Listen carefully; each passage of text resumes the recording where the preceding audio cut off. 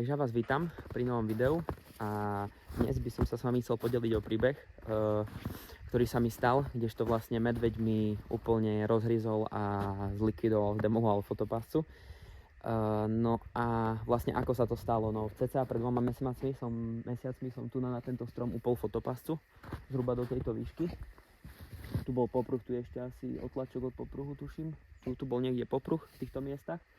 A prišiel som tu po 2 mesiacoch a pod stromom iba popruh a fotopasci nikde. Tak som začal tu prehľadávať v okolí les a podarilo sa mi zhruba cca nejakých 10 metrov týmto smerom. Som našiel baterky vytrhnuté z fotopasce, tak už som vedel, o čo sa jedná, že vlastne medveď asi akože sa o ňu postaral. Takže takto.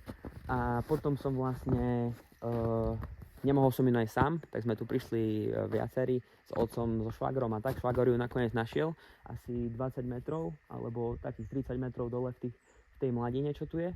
Tak dole v tej mladine našiel fotopascu, úplne náhodou. Ja som ju tu hľadal strašne dlho, nemohol som ju vôbec nájsť. A prišlo nás tu viac, no a sme tú fotopascu našli nakoniec.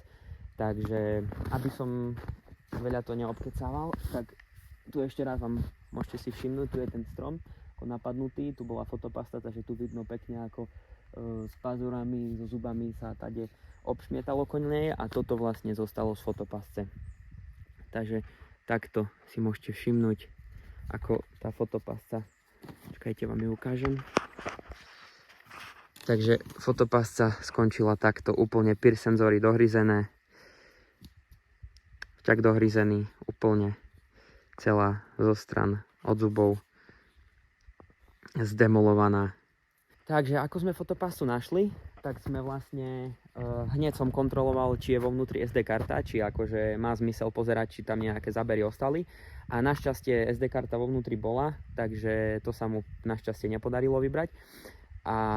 Ale bohužiaľ, my sme upevňali fotopascu o 9 ráno, a medveď ju v ten istý deň o 4.